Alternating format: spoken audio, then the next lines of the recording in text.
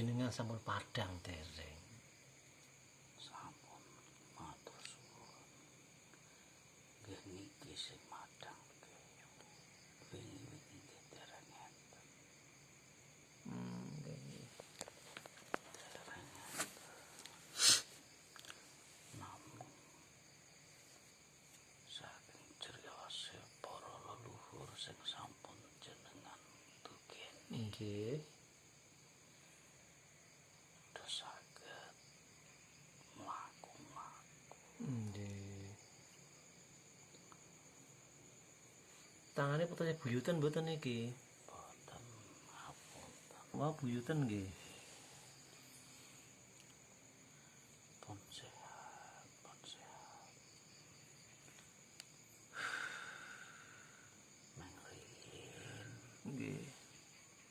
jaman perang nika Nggih. enten luka nitong mriki. Pun sehat dereng? Nggih ngeten niki mboten saged diobati. Luka napa niku? Koreng. Kenging pusaka Nenggala Jayayatra Ngene sinten niku? kula supe Oh, nggih. saking dangune Berarti ini sakit sing kiwa niki. jikoso Oh, gosong.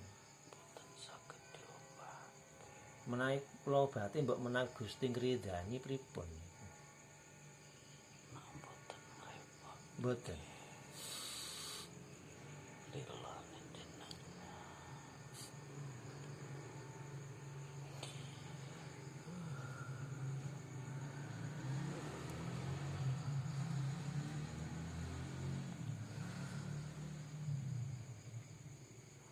niku racun niku.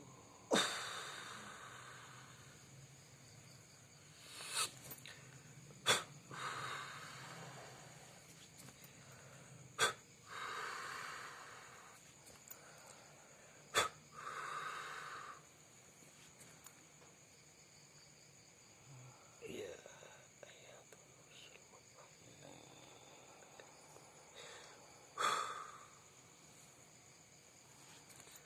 Alhamdulillahirabbil arrahmanirrahim. Iyyaka na'budu wa syiratal ladzina normal. Normal. Izin Allah, ridha Allah. Normal.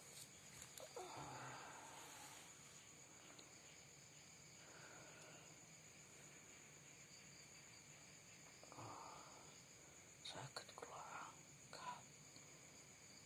Wow, mboten saged. Nggih. Niki kula riyen Nggih. niki tas Nggih. pun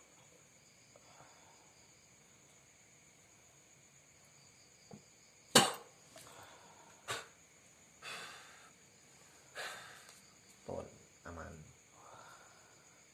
ngelmu napa. Nate mireng saking barat. Nggih nika criyose Kakek guru buyut guru kula.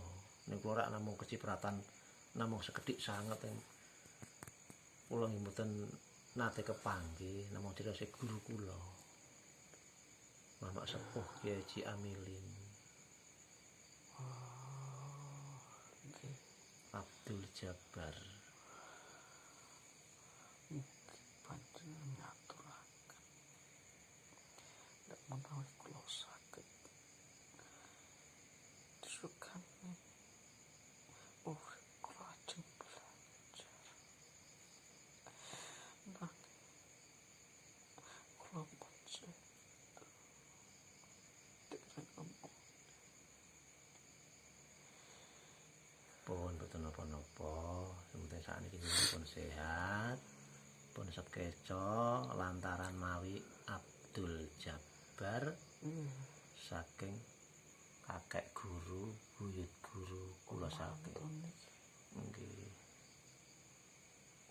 Pun penak. Nggih. Matur suwun. Sedaya kersane Gusti Allah.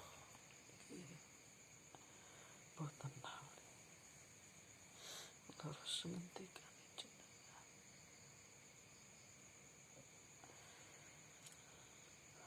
Pun sekeca nggih. Wonten malih menawi niki tesih sela niki kula. Sampun. Tang-tang pondok-pondok kene iki turun-turune pondok Al-Ihsan napa Al-Imdad niku turun-turune wayah iki. Oh nggih niki sederek niki pondok-pondok sekitar pesantren niki to napa tesih enten kaitane kalih mriki. Keturunan mboten. Al-Irsyad kalih Al-Imdad Kalih Arisalah nggih. tesih enten kaitan kalih mriki mboten.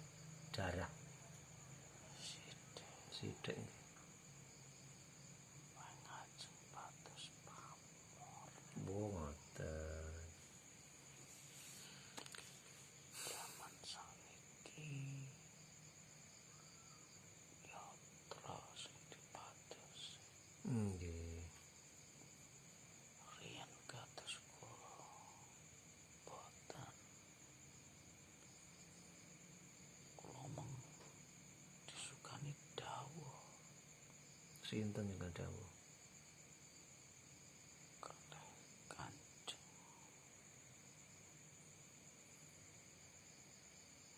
Sunan Bonang. Oh ngoten. Boten enten sing ngertos.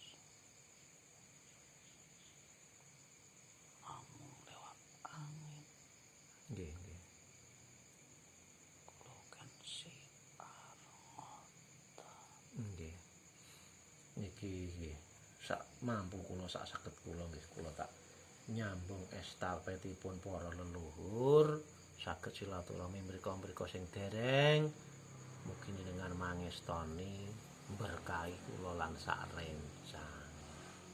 mugi Gusti ridhoi panjenengan. Amin. Keluarga itu ayam Amin. terem Amin. sing disuwun niku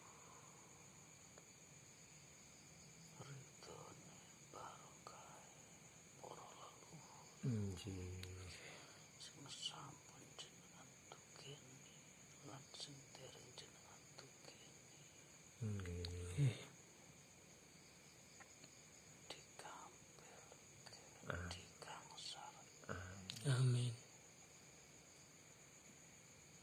Napa leluhur sing dereng kula dugeni nggih arep-arep saestu lan mergane wektune nggih pripun nggih. Lan ati yang sae niku tetep diarep-arep. Boten enten wong Allah kok diarep-arep niku boten enten. Jenengan wis tetep diarep-arep. Saselane mawon Nggih. boten sadipaksa hawa nafsu Mergane gadah kebutuhan. samamu. Nggih. Pripun kok adosi kok sekeca? Wah, Tak sen monggo Mang Sende. Pun pinten taun jenengan iki lek ngoten niku? kula sila Mang sekeju. nggih. Pinten taun jenengan? Amin. Monggo mboten napa-napa. Pun pinten taun? Nyuwun sewu saking jamane jenengan pun pinten taun teges mriki? Niku ngantos supe niku. Mergo nemen berjuang. Nggih. Ngantos mikirke lara sing Oh, dereng ketembak, dereng kepanggih obate. Nggih.